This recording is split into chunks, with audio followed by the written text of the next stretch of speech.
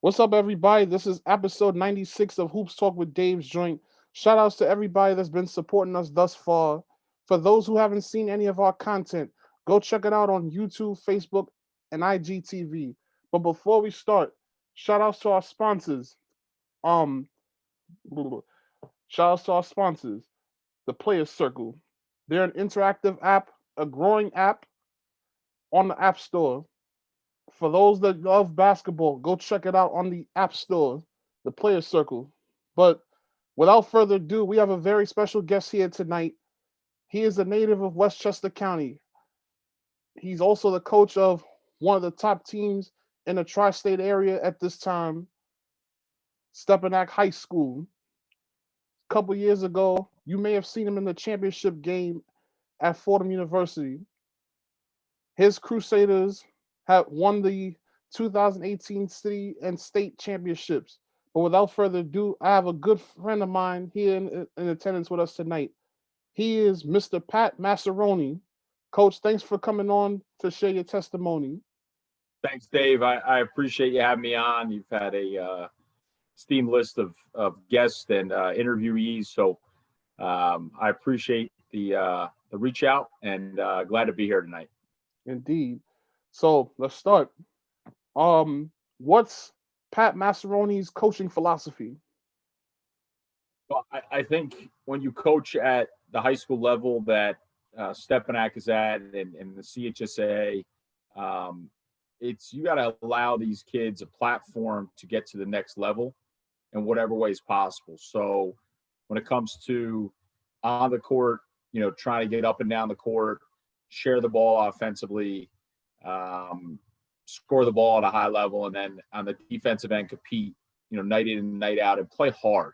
And when people leave the gym or the arena or wherever we are across the country or in the city, say, wow, how hard that team played. And then off the court, I think it's about culture and mindset and going about developing young men into really good people when they leave and that they're a part of the Stepinac family forever. So, long-winded answer and mindset.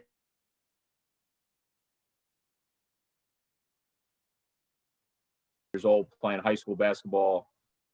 They need to enjoy it no matter how high a level that we get to or any program gets to. And I think myself and my staff do a great job of doing that. And that's why our philosophy and our mindset works. Indeed. So, when did basketball first start for you? I would say when I was, I don't know, second or third grade or even before that, my parents' involvement and getting me involved in, at the time, living in White Plains, youth basketball. And then my grandfather was a hoops junkie. So between him and my parents and my cousins and friends that all played, say probably first or second grade level started right with whatever the littlest tights or level it is where the rims are lower and you can barely dribble and you're traveling. So I would say that's when I first got thrown into my life. So, talk about growing up in a city like White Plains? Yeah, so obviously a little unique being 20 miles north of Manhattan, right? And in the suburbs, not in the city lifestyle of New York City of Manhattan or the Bronx or whatever it might be. I enjoyed it. White Plains has grown since I've been alive, to a huge downtown area, technically two malls, huge movie theater, restaurants and establishments all over the place, that, easy access to Metro North and public transportation. That's become a hub for people to be a part of. And growing up in White Plains and the mini city itself, was great. I mean, White Plains is a great spot, and something that is always home to me, no matter where I am. White Plains is really what it's all about to me and to what I experience, and then easy access to the city and neighboring states and things of that nature. But White Plains got a great downtown lifestyle, great strip of bars and restaurants and places for young and old to hang out, and good food, good times. And I know you've been, up there covering us enough that you've seen what it's like as well. It kind of reminds me a little bit of the movie Pleasantville. Okay. Okay. A I little can see bit. that. I can see that. Yeah, Yeah, you because get lost in a couple neighborhoods back there. I can see yeah, that. So, yeah. So did you play CYO ball as a kid? yeah, so CYO was big, which was like Tri-County, which was like, you would play all over Westchester, Putnam, and, lower Westchester. That was a big thing. And then, which is a shame that it's no longer really existing now. There was the Westchester Catholic like Athletic Association, which was all the Catholic grammar schools. You would play all over, right? You go down to the Bronx, you get Yonkers, you would go north, up to Yorktown. Mm. And there were some battles. You play, 30, 35 games as a fifth, sixth, seventh, eighth grader. So, but that's kind of, with grammar schools, specifically Catholic grammar schools closing, Hmm. that league is kind of, I would say, collapsed. And now everybody just kind of plays CYO basketball in Westchester. But yeah, that was something growing up playing, for the school actually right next to Stepinac, Our Lady of Sorrows. Mm. So did you, outside of CYO, did you play like any other basketball for AAU teams or local rec teams, et cetera, et cetera? Yeah, so there was White Plains Rec, and then there was another program called Next Level that was more Westchester based, but nothing more localized. Travel basketball. It was more rec basketball, town to town. Nothing sort of elite AAU or travel basketball as it is now, and or was then. Say the Gauchos or were big, but and continue are, but it was never of that. It was more local and played some other sports as well. Mm. What other sports did you play? So growing up, it was football, basketball, and baseball. And then, truthfully, Dave, it got to a point when I was at Stepinac for basketball specifically. Now the assistant coach at Hayes, the head coach at the time was a gentleman, Tim Philp, as you know. And, there was just too much talent, and I wasn't good enough, and kind of switched to like a student manager role, Okay. which kind of got me really going in the coaching world. And Timmy's let me be around and being at practice and games, and that led to what my career has pathed out to. Wow, that was a good way to get involved with the game. Because it's like a lot of kids, they go into high school with the dreams of making their varsity, you know. But when that doesn't happen, it's like a lot of these kids are lost without the game. But at least you found another way to be involved. And to all the kids watching this, you don't have to, like, playing basketball, if you don't make your high school team, it's not the end all be all.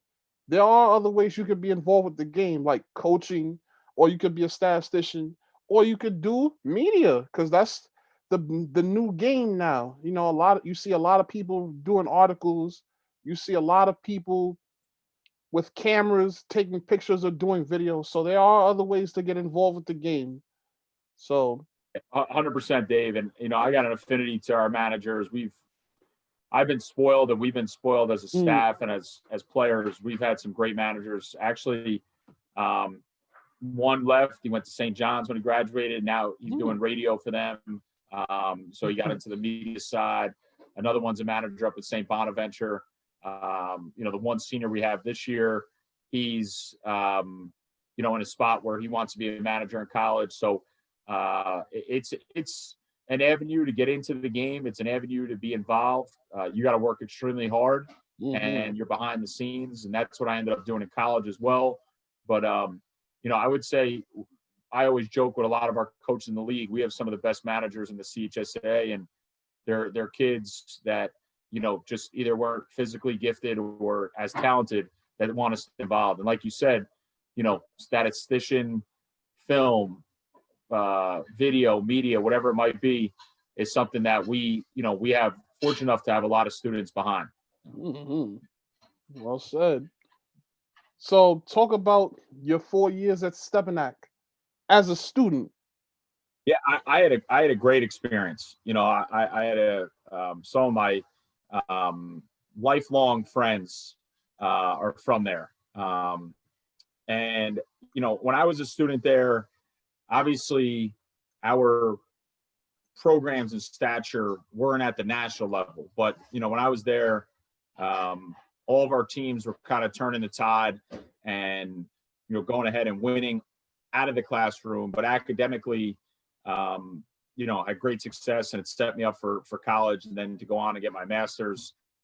Stepping out kind of is the backbone of a lot of guys' lives, and even though it's only 4 years, sets them up for life, and have a true affinity to that place. Obviously, being back now, and I can't thank Stepinac, the staff and teachers when I was there.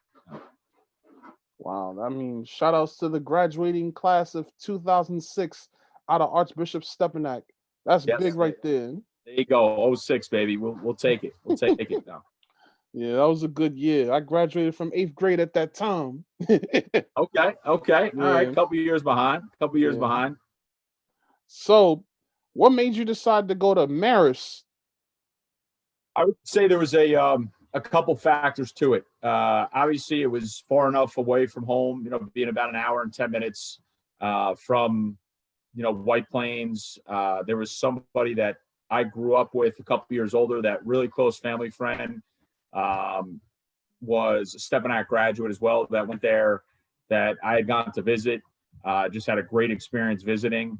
And then there was a couple of Stepinac Marist ties of former teachers that just kind of had promoted the place and spoke about the place.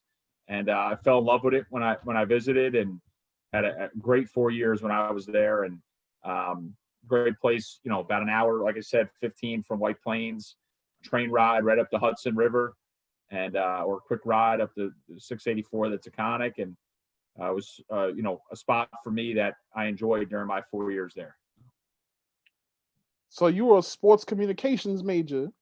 I was, yeah, I had a sports communication major with a minor in business administration, while also being the team manager up there. And I had a great experience on the communication side. It was a great program they have, and during college I got to intern for the Mets. I got to intern up there in their sports information department.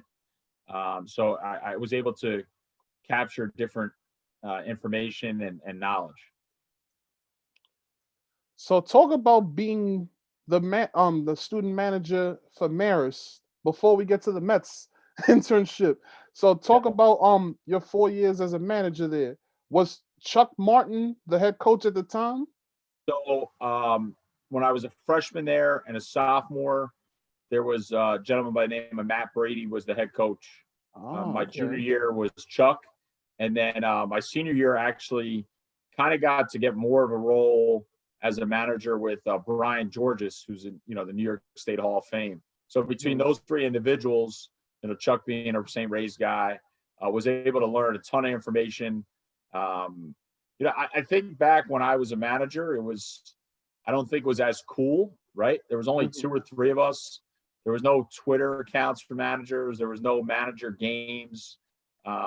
Managers weren't talked about as much nowadays, right? Where you see some schools have 8 to 10 managers, and it's traveling managers. It was only a couple of us, and I think because of that, I was able to learn so much and do so much, from the film side to the day-to-day side to the organizational side, and then I think the best thing was the guys up there and the gals my senior year, treated the managers just like one of their own, and that made it so enjoyable.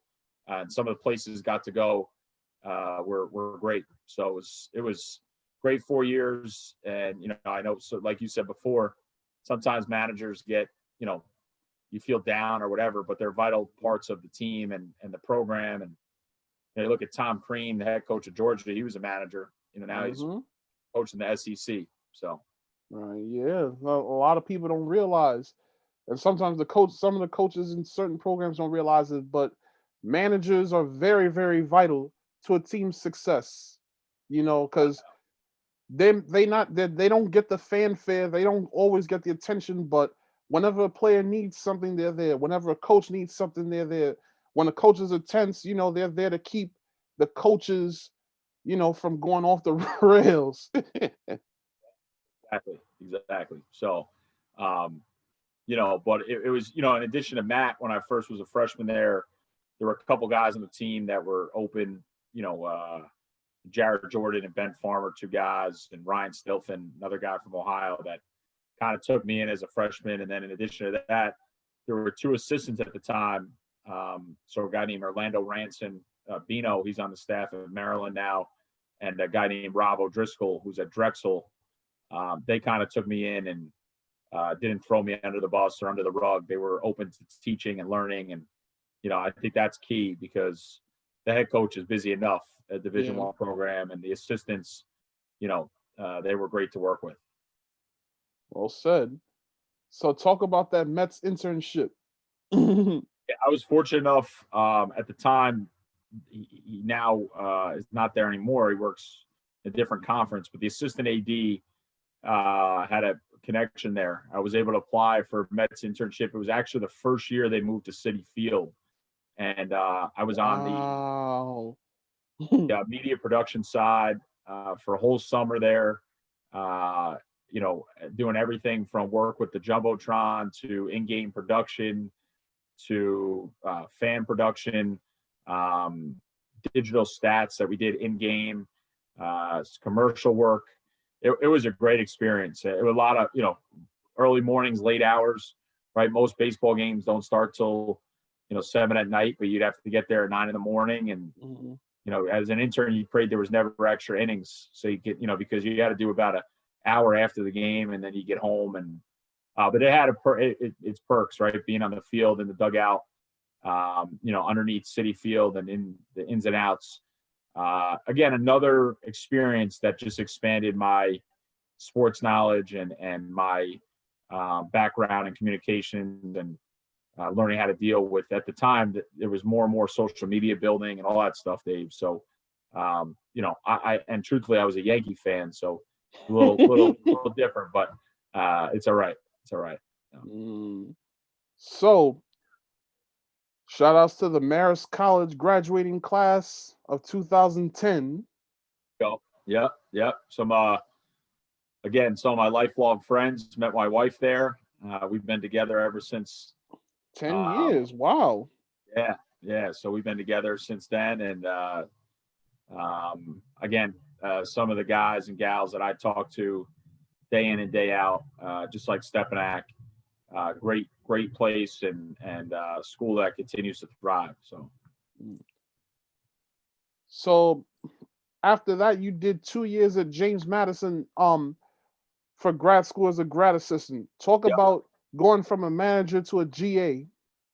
Yeah, I think your role increased, and Matt Brady was my boss, who was at Marist my freshman year. So he hired me down in Virginia, Harrisonburg, Virginia, and your role increases, right? At the time you were still sending DVDs out of film. Not everything was on one platform like a Synergy or Huddle. So it was FedEx and request and film request. It was break it down a film. At JMU, we had an equipment manager, so just making sure everything was on track there. Doing things and making sure guys were, in academic areas, study hall or at their tutor. All that was important. And then, Matt just allowed me to learn, allowed me to sit back and, just absorb everything that him and his staff and we were pretty good when I was there, just like we were when I was in my early years at Marist, and just an ability to learn and absorb, which is, I still, credit a lot of the stuff that I learned from that staff and him. Wow, that's pretty dope. 2 years in the CAA. Yeah, and the CAA at that time, man, that was when VCU was loaded and they had Joey Rodriguez and those guys and Northeastern and Delaware, and you go down the list, William and Mary, George Mason, Jim Larinaga was still in the league. Wow. Chris Caputo, two Malloy guys right there were on the staff. So that was probably the biggest rival because it was about an hour and a half up to Northern Virginia. So but let me tell you, Dave, Harrisonburg, Virginia, a little different lifestyle than White Plains or New York City. I can tell you that. A little different. So you went back home after George Mason. I'm sorry, Yep. James Madison. Shout out to the James Madison graduate class of 2012. Yeah, got my master's degree in sports management. Was fortunate enough and thankful that Matt provided that opportunity in JMU, and great 2 years. Great 2 years down there. So you came back home to White Plains and you started working at Stepinac again as a history teacher. How was that? It was at the, I came back to up to this area, to New York, and was fortunate enough to get a job at school and at Stepinac, teaching history. And at the same time, I took that job. I took a part-time job with the Brooklyn Nets, working in their PR department. So I was working for a gentleman named Gary Sussman, another guy, Aaron Harris. Aaron's still with the Nets now. But so I was double dipping between being a teacher. Then I would jet from, after your teacher work, right, 3:30, get to Metro North to the city, subway all the way to Barclays, and boom, that was when they moved to Brooklyn. Mm-hmm. So what it was like as a history teacher, it was great. It was a learning experience for me. I taught world history and U.S. history. So I had freshmen and juniors, and I think being younger, they were related to what I taught and how I acted, and I thoroughly enjoyed it. I really did, and tried to add a different dynamic to them in the classroom. Now talk about your intern. Oh, I'm sorry, I'm not going to say internship. Being a game day PR assistant for the Nets, and I understand why you're so good with media now. It was enjoyable, long hours and nights. At the time, the Nets made that trade, right, for Kevin Garnett and Paul Pierce and Jason Terry. Just moved to Barclays. And the hype was around them being in Brooklyn and another team in the city, and I just was able to learn and develop connections with some of the most renowned and famous media members. Also developed a relationship with some of the coaching staff, some of the locker room attendants, and then part of it we would rotate the visiting team, so you'd assist with the visiting team PR, and you're standing there and sitting there with LeBron and KD and Russell Westbrook and James Harden, and you would see some of the behind the scenes stuff that who was good and who was not, and when it came to being a person and how they treated other people and what it really is like. I mean, two that stand out to me, or three really. I think LeBron. There's a love-hate with LeBron. But the way he treated people was just on a different level, right? And another one was Kobe. Kobe, the way he treated people, and those two. And then I would say from the visiting side, Greg Popovich. I mean, the way he acted and the respect he showed. And there was other people, right? Don't get me wrong. I'm not giving a negative name to any of the visiting teams, but those three, just the memories stick in my head day in and day out. And then on the net side, when they had Brooke Lopez, he was, just a great guy to deal with, never any issues, and Joe Johnson. So I would just say it was the learning experience on how to write, how to transcribe, how to get things out. Again, that was still when Twitter was growing and it was becoming a thing, and we had to monitor that. So it's all that stuff was just, what it was all about.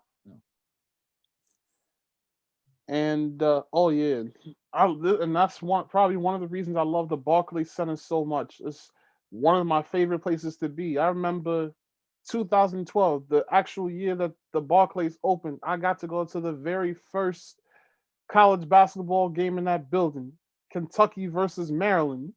Okay. I'm never going to forget that day. Yeah. Let's just say, I think a few rows away from me was Jay-Z. Okay. Yeah, Like he's I always wasn't like, the not I know it's the seats on the lower mezzanine level. Like I wasn't right by the VIP part, but there's like some seats on a certain level. That's where I was at basically. okay. Yeah. He was there all the time, and he was, him and Beyonce were, never disrespectful or big time to anybody, even back in the tunnels and behind the scenes. So, he was a very personal guy. Wow. Yeah. That's pretty cool, man. Yeah. So, oh, and you also did some work with the Westchester Knicks. I did. So when things were just like, hey, I got out of, I was a teacher for 1 year. I received a promotion to our advancement office, alumni office. The formal title is advancement, but our alumni office. So I received a promotion to that out of the classroom, and I just couldn't with my time. We started a varsity B program, so that was year one of that. And our athletic director and football coach, Michael Donnell, and I coached that team.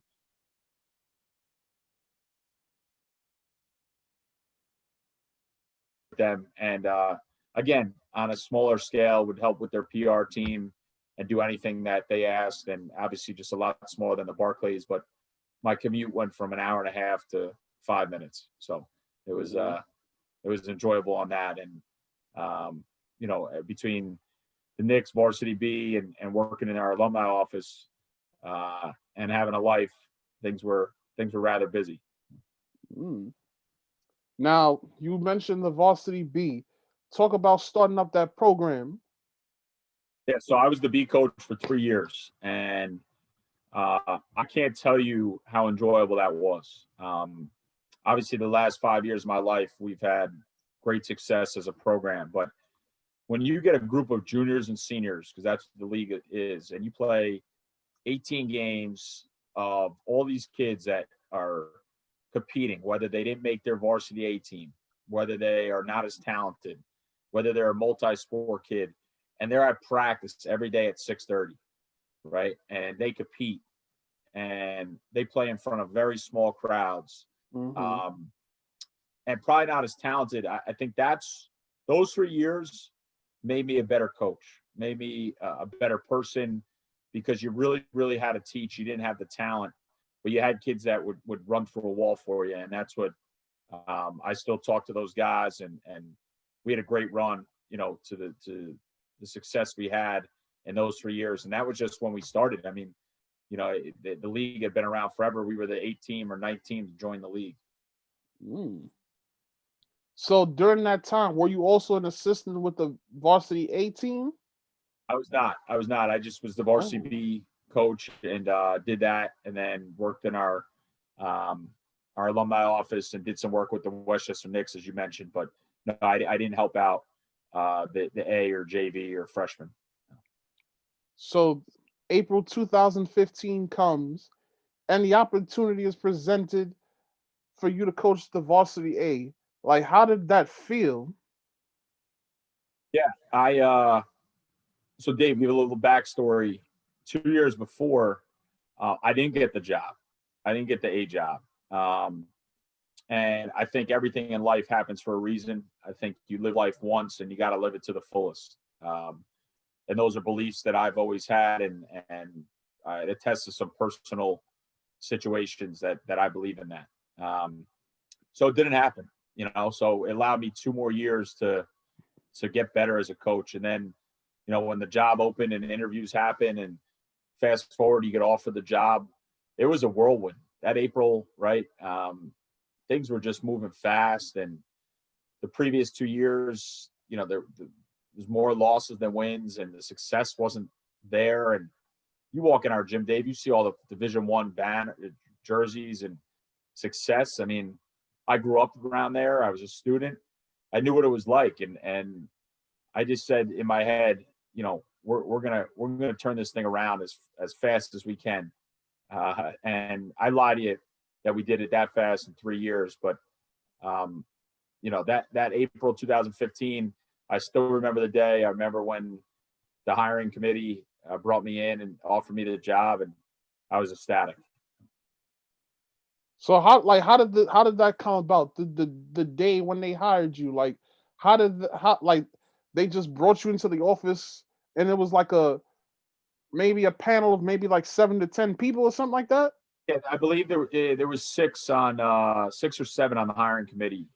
It was administration, it was other coaches, it was a couple of our board members. Um, so I had gone through 2 interviews beforehand, and thought I did pretty well on both. And then, when the president of the school, I met with him and our athletic director, and I believe principal was at the time. They offered me the job in our boardroom at school. It was a pretty awesome feeling. So fast forward to the first season as the head coach of the Varsity A. How was Yeah, that experience? yeah, I would say before we got even to the first year, I think the big thing for me was first off assembling a staff. Right, I think that was a big thing. And I for me is at the time 27 years old, the youngest guy in the league coaching. I got to go up every night against the Tommy Freyers at the time, Jack Leary, Jack Alisi, Timmy Leary, Jack Alisi, Joe Arbitello, Vic Carrillo. I mean, like, you go down the list, Joe Loads, George Lopez. I mean, name the names there of guys, and I'm the youngest guy. So, I was fortunate enough. I met with him a couple times. He's been my right-hand man, since day one. A gentleman by the name of Rodney Swain, who's my associate head coach. He has been there with me through ups and downs. And at the time, there was a couple other guys that I had hired. Actually, 2 of them are now coaching in college, but in different capacities. But Rod's been with me through all this for the last 5.5 years. So I think the biggest thing going into year one was, hey, we're going to do it the way we want to do it. We're going to work really hard. We're going to be really good students. We're going to be really good people in the community. We're going to be on time. We're going to compete. And we're going to get better day in and day out. And I'll be honest with you, Dave, we had talent on that team. We had talent, but they had done it a different way. And as we went through those bumps in the road, we could have turned and gave into their way, and them being kids and want to run the show. And Rod and I said, hey, we're going to get fired doing it this way, or we're going to be successful doing it. And it was just about the little things, Dave. And that first year we won 10 games with, now you look at it, 2 Division I guys on that roster, right? Jordan Tucker and Andre Hyatt. But the mindset and the culture and the belief shifted fast. It shifted fast with the families and the kids and the future. Yeah. I know that Andre and Jordan, they shout outs to the both of them. Andre, he's at LSU, I believe. And Jordan, he's doing his modeling thing. Like, how was it coaching the both of them? Both really, really good kids, but both really talented. That a lot came, around them that we dealt with day in and day out. But they never, the 2 of them made it enjoyable. And to coach that special talent, I mean, Jordan, some games, 30, 40 points. Andre went off, 8 threes and a half. They made it enjoyable to learn what it's like to coach that type of talent. And truthfully, when the season ended, they both left. They both, Andre had reclassified and went to a prep school, and Jordan's family moved to Atlanta. So I only got 1 year with both of them, but they were 2 really good kids, and I still talk to them here and there. Jordan still, talks and reaches out, and hopefully he signs on with a contract here with one of the teams in the G League, working a professional deal. I know he's doing that. And Andre's had a solid, career at LSU so far. Indeed. So year 2 comes around, and you inherit a freshman by the name of R.J. Davis. Yep. So RJ was a freshman. And if you go back and look at that team, not only RJ, at the time, there's some names you look back that came in. Allen Griffin, Joel Soriano, Xavier Wilson, Kyle Atkins, all transferred into Stepinac, those four. Wow. And that was year 2. And a lot of hate, Dave, a lot of hate from a lot of people on what's he doing, what's Stepinac doing. But between that group, the returning group of guys that we had, Makai Johnson, who plays at College of Mount St. Vincent, Jordan Means at SUNY Purchase, Eddie Sanchez, part of that group, Ed Manaya. But then RJ, right? RJ as a freshman, that was, and then we had Dylan Frost, who's up at Wells College, so you look at that roster and you look at them now, there's 4 Division I guys there, right? And 4 D2 or D3 guys. So the talent increased and the wanting to compete increased. That same year that was the first time we traveled. We went on the road down to Florida. We went 1-2, probably, we played without Allen 2 of the 3 games down there. He was banged up. But then we went on a run, that year that I don't think anybody thought we could do. We made it all the way to the city semifinals versus Malloy. We all know how that game, finished in year 2. And we went from 10-17 to, I believe it was 18-11 in a matter of 1 year or 2 years is what it was there. Yeah, it was 10-17 to 18-11. And it was just mindset, culture. We're going to do this almost like a mini college program, how we act, how we compete. And that was, that was what, how things really started turning, and belief from those kids, belief from their parents and everybody involved. Now, the 3rd season, 2017-18, which was a magical year, take us back to that season. So that magical year starts opening night with a loss on the road at St. Ray's, right? And the hype was there. RJ had a breakout freshman year.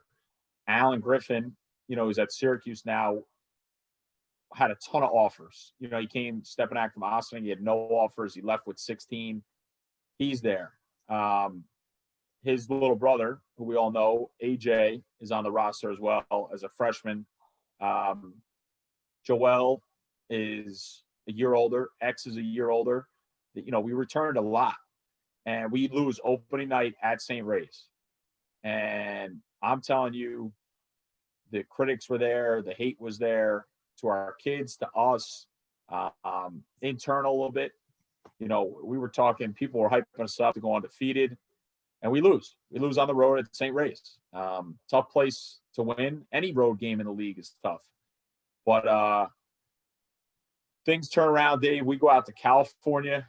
We're out in Torrey Pines. The last CHSAA team to win that event, 30-plus year event, was St. Ray's, Antigua, and those guys. And we go out there, we go 4-0. We beat the defending champs from Texas. We played a team from Ohio.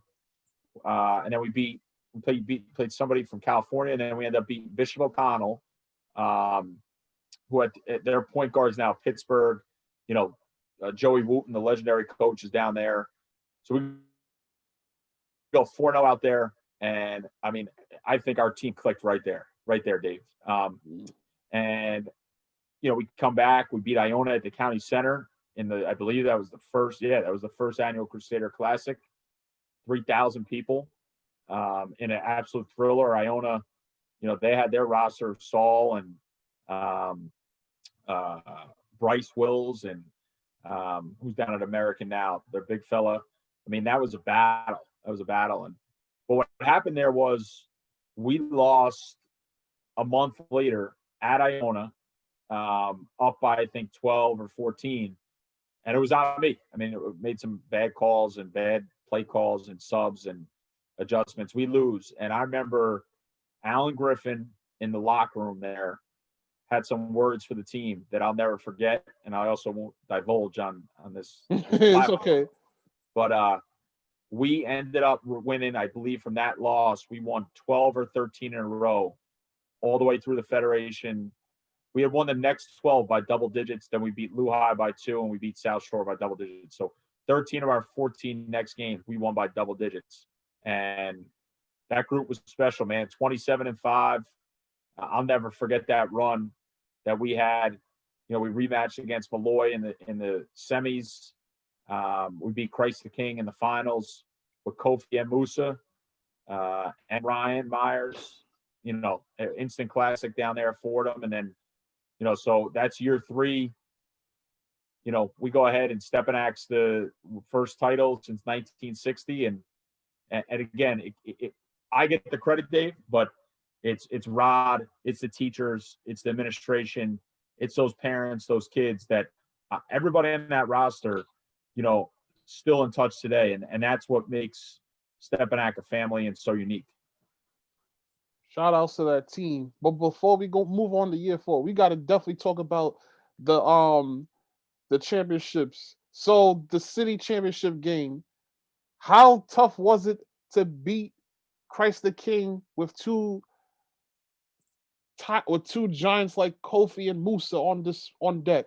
Yeah. How did we do it? We did it with kids that believed, kids that followed the game plan, coaches that prepared them. And, you know, I think everybody knows Joe and I's relationship. And we always said, right, I mean, they have 6 titles since 2010 or 2009. That's where you got to get to. And I think, you know what happened? It was RJ Davis. It was Allen Griffin. It was AJ Griffin. It was Joel Soriano, Xavier Wilson. Eddie Sanchez hit a huge 3. I remember that game. It was guys just believed in what we were going to do. And then the adjustments at halftime as a unit to overcome and to break away from that game. And then Allen with that massive dunk that everybody remembers, you know, in transition. That's how we did it. That's how we did it. And, you know, we beat a really, really good team with a lot of talent and great coaches. And we overcame that hump because our guys believed in each other and believed us playing as a team and a unit. Now, the fateful game against Lehigh. Like, so talk about, you know, beating Lehigh in that game. Yeah. So we go up to Glens Falls. Again, another loaded set of players on the court both ways. They have Etney, they have Green, they have you go Policelli, loaded, right? Loaded. And we led that game for, I think, 30 minutes of the 32 minutes. If you look back on it, we played great. Back and forth battles. We lose the lead with 14 seconds to go. We're down 1, 14 seconds ago. We came into timeout. We drew up a play, and RJ and Allen were going for the win. We're down 2, Dave. We had to go the full length of the court. We were going for the win. They wanted 3. So we drew up a play for a 3. It was going to be somewhat similar to what Villanova did when they won that national title. We were going to throw it back and hopefully, you know, go for the win. We were the underdogs in that game, and ended up being on the throwback. Allen got fouled. He hit the 2 shots. You know, after that, in this situation, you know, timeout was called by them. You know, our book, the official book, our bench, all had that situation. Obviously, we all know what ensued in that moment and after into the next morning. And, you know, ended up being there was 2 technical fouls that Allen hit, and then we got fouled again, and we won by 4. And, you know, it was a surreal moment you go from the city championship. Nobody thought we could beat Lehigh. Everybody was doubting us. We beat them now. And then now we're playing South Shore, you know, with Kadari Richmond and Femi and those guys. in the Federation title. It's the next night. So 24 hours later, we're preparing for them. Mm. So how was it when you were finally crowned state champions? Yeah, I mean, we you go back and look at the footage there. We went to shoot around that next morning at Glens Falls High School, and our guys were loose. Again, the staff at the time, the guys had the guys locked in. We were prepared. We knew what they were going to run, what they were going to do to us. And then it helped when we hit 12 threes in the first half. That made things a little better. But that moment, Dave, something I'll remember forever, having family and friends up there and the Stepinac faithful that made the trip, 3+ hours up there. And, that one, we had it in hand. I think we won by 14. We were up big. We shot the ball lights out. We beat their press and against Smoke and them do a great job. That was a moment in that locker room that I always remember. What the Federation does is they take the water jugs at the end of the game. So they take them. Obviously, Fordham didn't do that. So they got me with the water in the locker room. Well, the whole staff is standing outside the locker room. I go in and I'm assuming that I saw the water jug go away. Nothing. Well, Dave, this official sponsor of the Federation tournament is a chocolate milk company from up north. And we celebrated with chocolate milk getting bounced on each other in the locker room. So remember that moment and that celebration and just the bus ride back and savoring that. That'll never come back and give back it. What people don't realize is how hard it is to win, how hard it is to be successful, how hard to win a city title, but then to win a Federation on top in 3 years. It just shows the group that we had and then the staff and the people that are around me and the kids. Wow, that was a memorable year right there. Yeah. So year 4 comes around and you guys played. I remember that first game at Hayes. That was the big game. And I remember you told me, Dave, November 30th, yada yada yada, we play Hayes. I was there. I wish I had better pictures from that night. But that was a really good game. But unfortunately, that season didn't start out right for y'all. So talk about the start of year 4. Year 4, right? We were depleted with some injuries. We had some bumps in the road. We lost some close games. We got blown out at times on the road. But again, we went back on the road. And I think playing a national schedule prepares our kids when it comes to March for the CHSAA playoffs. I firmly believe that. So at that time, we went down to Myrtle Beach. We went to Beach Ball Classic. And we, from there, again, played, and then we played some events in Jersey and New York. But the national schedule prepared us. And I knew we'd go on a run. I knew it, Dave, and we ended up doing that. We got everybody healthy. And we went on a run there in year 4 where we eventually, we went cold in the fourth quarter. We went 0 for 17 in the fourth quarter. We lose to Christ the King, rematch of the previous year, and they win another title. We come up short. And that's what I go back to. People don't realize how hard it is. And we were fortunate enough, since year 2, we've been city semifinals, year 3, city champions, year 4, city runners up. Last year, obviously, we haven't got to that yet, but how that season got hindered as the number 1 seed going into the playoffs. But year 4, another great group of guys. I feel for those seniors that we couldn't get another ring there. And, but that group, again, we returned a lot of guys last year. It was a tough loss to CK. I know you guys were heartbroken after that game. That was tough. It was. Anytime you're in that moment, and obviously there's always a winner and a loser, but that one was tough just because we were up big and up 12, and again, some adjustments we could have made and missed a couple open shots, and but I was proud of that team.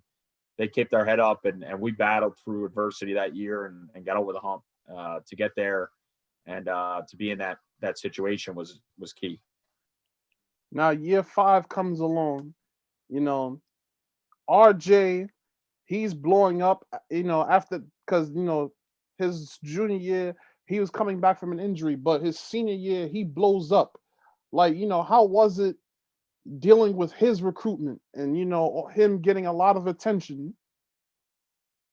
Yeah, his recruitment was crazy, Dave. And I thought him and his family, his parents, handled it professionally. I thought they were went through the whole process, took 4 visits, absorbed everything that was said to them, and then obviously he made his decision, in early October or mid-October, and then signed in November. But it took him all the summer leading up to senior year and majority of senior year to still earn the national respect.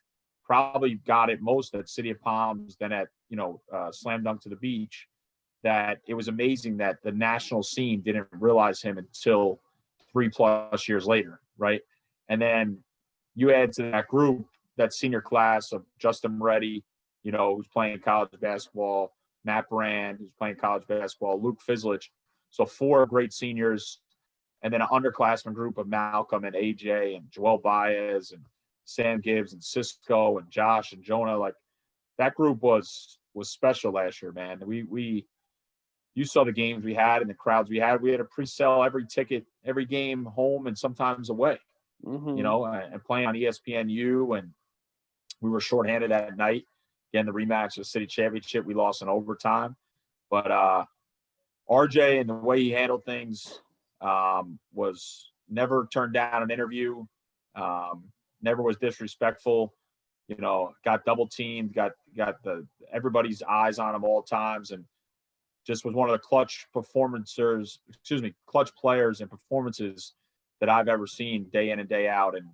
And obviously that's why he's so successful. But as much as he was a superstar, he led our group and kept our group together, even with all the attention he got every single day.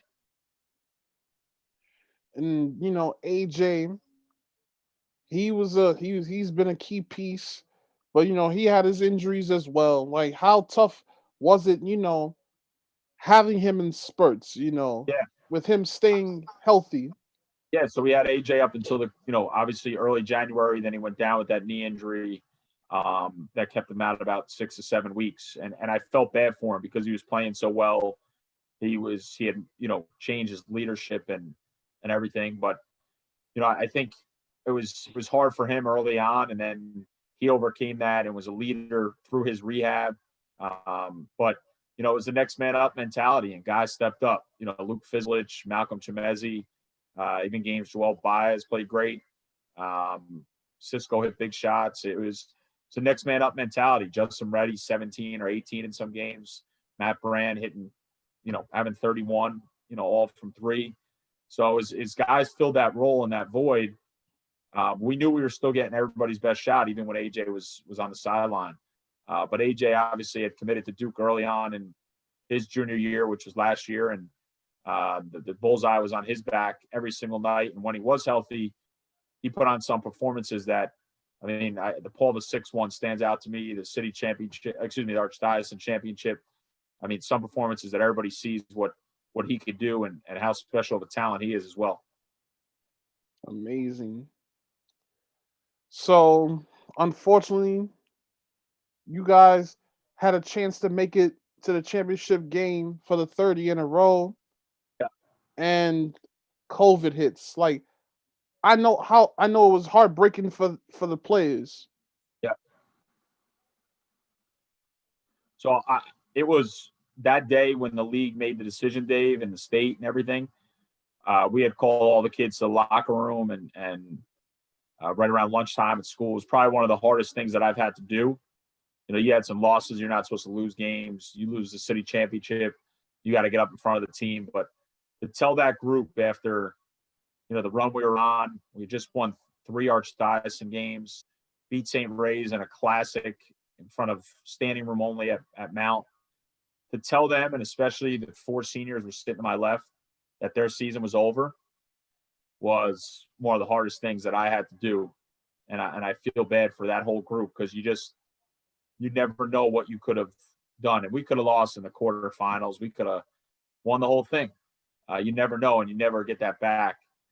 So I feel for them. And I remember our underclassmen going back to class, and our seniors just sat there in kind of disbelief and upset on what had just taken place. I know that was heartbreaking for Yeah. a lot of kids, not just Yeah.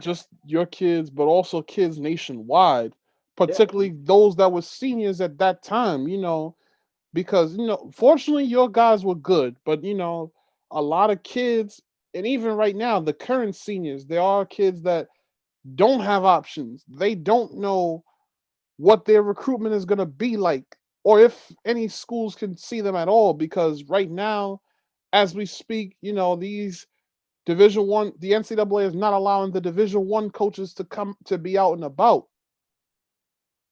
Yeah, Dave, it was it was hard. And you even look at the spring sports like baseball, lacrosse, and tennis and golf, and all those kids that you just mentioned, not just Stepinac kids, and those coaches, how hard everybody works. And then you jump ahead to now, Dave, it's the seniors are in a tough spot because the NCAA recruiting dead period, the NCAA voting on rule changes, the transfer rule.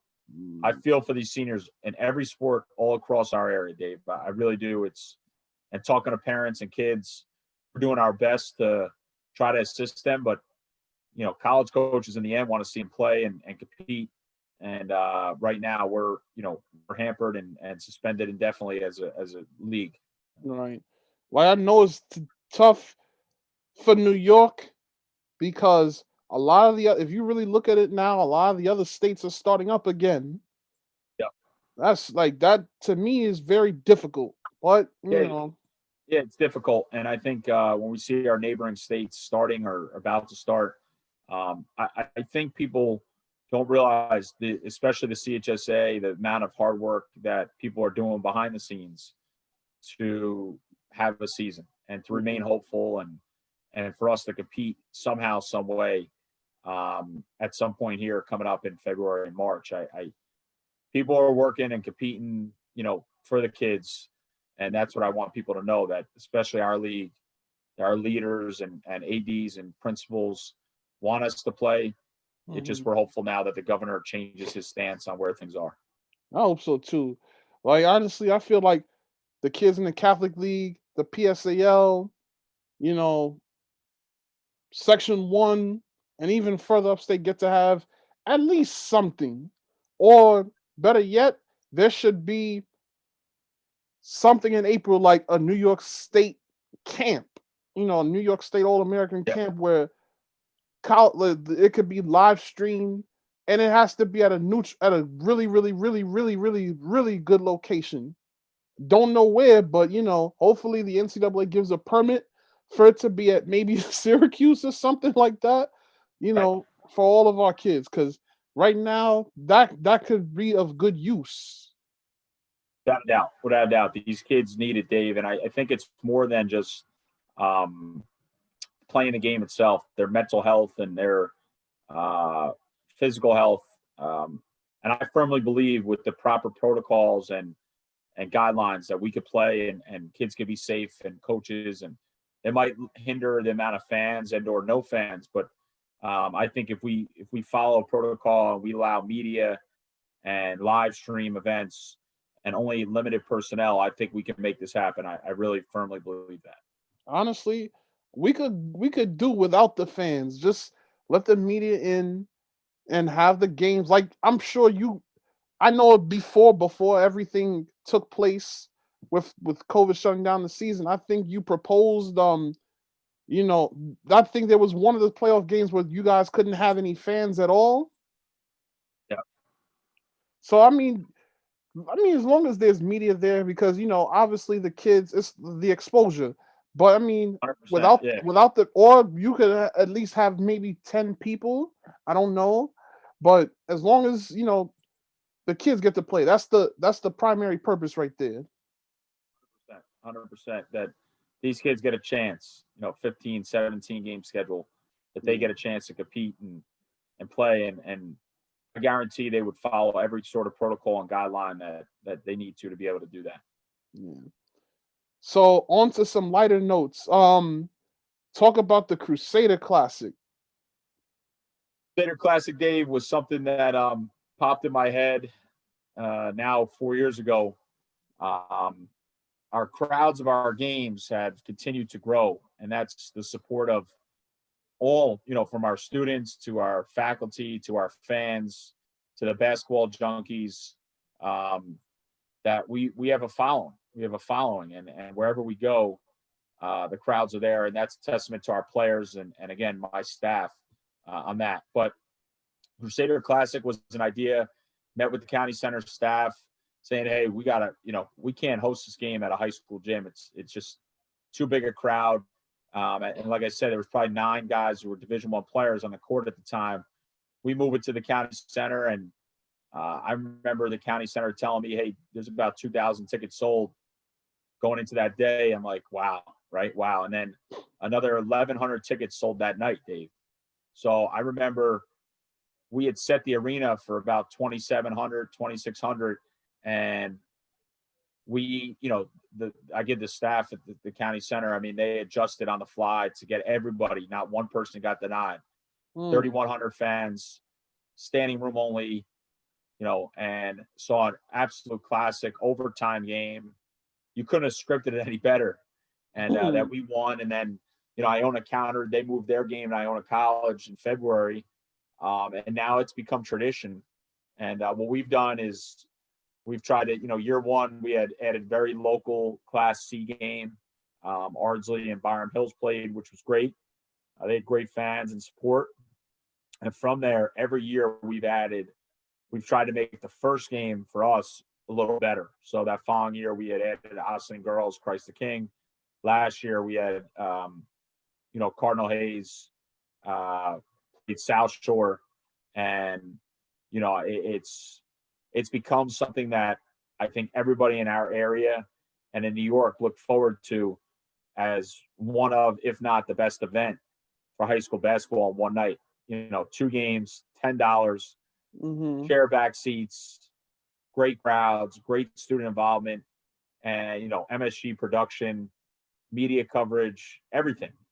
And there's a lot of people that make that happen, from our alumni and fans and Iona's fans and their students and their administration that go into it. And little inside scoop, we did book 2022 there, hoping that we could be back for next year.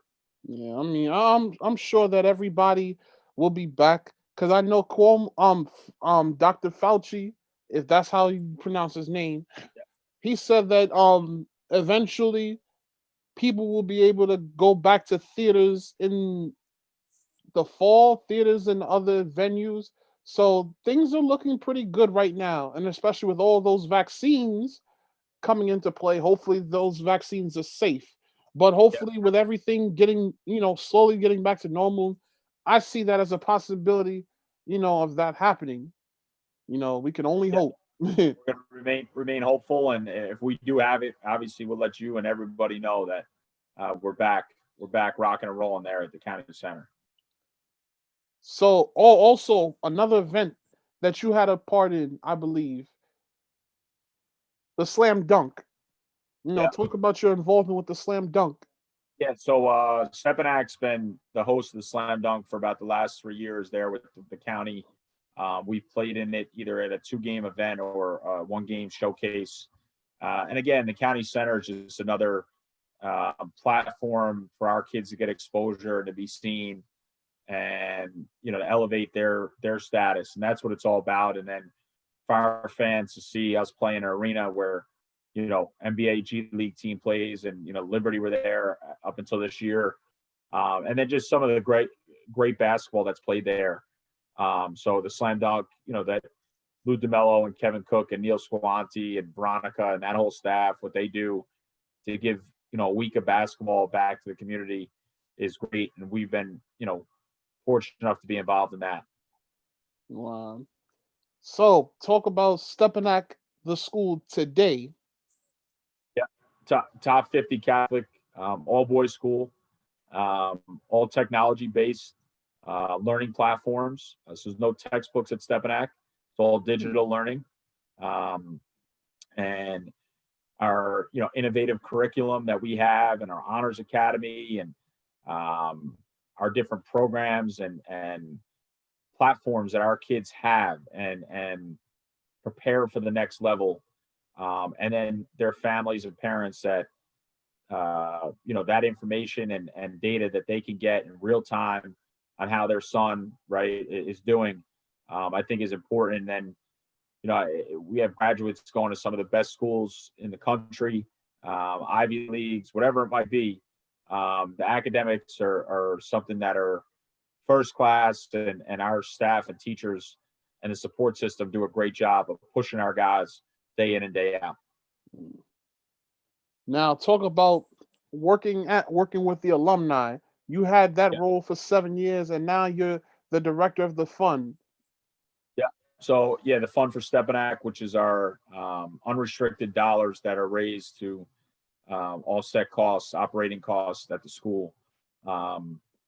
Obviously, a lot of every school in the Catholic League has support one way or another, and a lot of not-for-profits do. And those that support Catholic charities and non-for-profits, are what makes the world a special place. And Stepinac's got that alumni and family that go back to the class of, the original class, 1953, I believe. And there's guys involved from 1958 all the way up to our recent graduates. And that's what makes Stepinac so unique. And I get to deal with them day in and day out on different programs that we do and the support that they give. And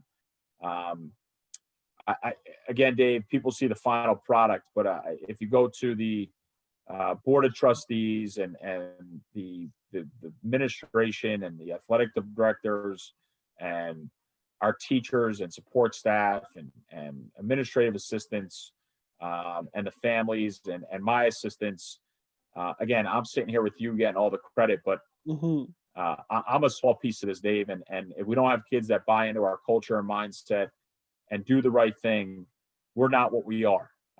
And to be nationally ranked and win federation championships and to travel is just to give our kids exposure and to give our league exposure. Because I firmly believe that, we are the best league in New York State, and if not in the country, depending the year. And I do believe that, and we got to continue to give our kids a platform to go to college for free or on scholarship, and keep these kids in New York home day in and day out. And prep schools are for some kids that need to get out of New York, but I'm telling you, a place like Stepinac, you could be right here at home and compete on a national level, have all the resources, and then play in the New York City League, which is something that kids want to do. Yeah. I mean, honestly, that prep school conversation could go either way, because there are some great prep schools, don't get me wrong, some great prep school programs out there. But then again, the downside to some of those schools, even the unaccredited, is they don't really get the full high school experience. And I think there's nothing. I have some friends that coach in prep school. There's nothing negative about it, Dave. I'm just saying that I think that what Stepinac and the Catholic High School League has to offer is that it's okay to stay home and put on for your city and for your hometown. Yeah, there's nothing, like I was about to allude to. There's nothing like playing for your hometown, playing in your hometown for your local high school. Like, there's memories there that that people will never forget. Those memories that like growing up with your friends, graduating with them. There's nothing like that. And also homecoming, which I never got to experience in college or high school. Yeah. It's something that people remember and come back and support, and that's what makes us so unique and different. Yeah. So also one more thing about basketball with Stepinac. You guys are sponsored by Under Armour. Talk about the affiliation with that brand. Yeah, so we've been with Under Armour as a school for a long time, and then we have one of the top 15 deals across the whole country for high school programs, and that is through a gentleman by the name of Eric Abagu is a graduate of the school, works for Under Armour. He's a vice president in their higher up departments, specifically with the NFL. But he's a graduate of the school, and we have a very unique deal as a school, and then also specifically our program and the support they give us and the apparel and gear that our kids get almost makes it like a college program. That's dope, man. Shout outs to Under Armour and everything that they're doing. I hope next year you guys get the new Curry sneakers. I'm sure that should be dope. Yeah, they take good care of us, and different, shoes and apparel and unique stuff shows up for the staff and the kids, and that's what it's all about. So this is one of my favorite segments of this podcast. So Okay. I'm gonna ask you a question leading up to the final question. Okay. If you could go back in a time machine to 2015, what would you tell a younger Pat Massaroni at 27 as he's going into coaching the varsity A team at Archbishop Stepinac High School, and he's facing opposition from many as far as everything that he's doing, and he envisions the dream of winning a city championship at his alma mater? Oh, baby, that's tough. I would say try not to sweat the small stuff. Don't let people kick you when you're down.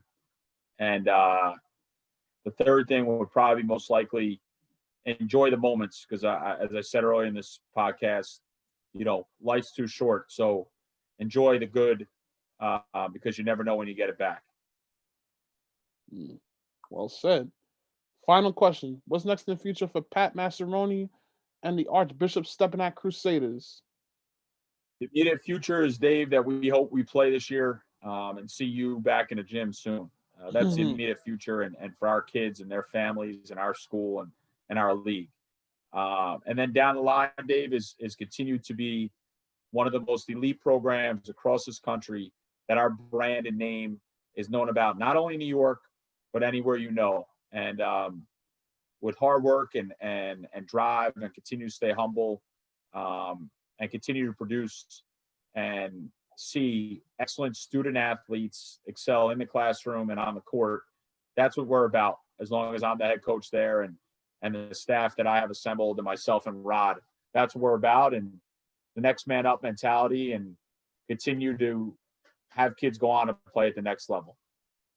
Coach, thank you for coming on to share your story, and I wish you and the Crusaders nothing but the best moving forward. Dave, I've seen 90 other episodes, and I'm so glad I was on, and thank you very much. Continue doing what you're doing, and continue, being there, being a presence in our basketball community. I don't think media members get thanked enough, and thank you and all your fellow colleagues that cover us both locally and nationally. So we appreciate it, and I hope to see you soon. So thanks for having me on. Indeed. Well, everybody, this is episode 96 of Hoops Talk with Dave's Joint. Shout outs to my guy, Coach Pat Massaroni, for coming on. For those of you guys from Stepinac, White Plains, Marist College, James Madison, and every other place he's been to or been associated with, go check out this episode on YouTube, Facebook, and IGTV. Stay safe, stay blessed. Peace. Thanks, Dave.